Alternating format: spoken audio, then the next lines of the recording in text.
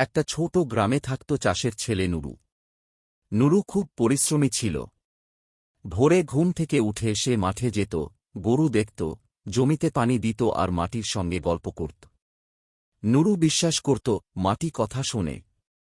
একদিন দুপুরবেলা সে খেতে কাজ করতে করতে হঠাৎ দেখতে পেল এক খরগোশ গাজর খেতে বসে আরাম করে খাচ্ছে।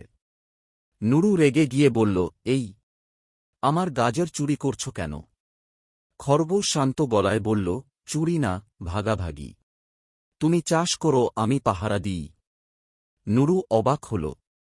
খরগোশ আবার বলল, রাতে শিয়াল আসে, আমি থাকলে সে আসবে না। নুরু ভাবল, কথা তো মন্দ না।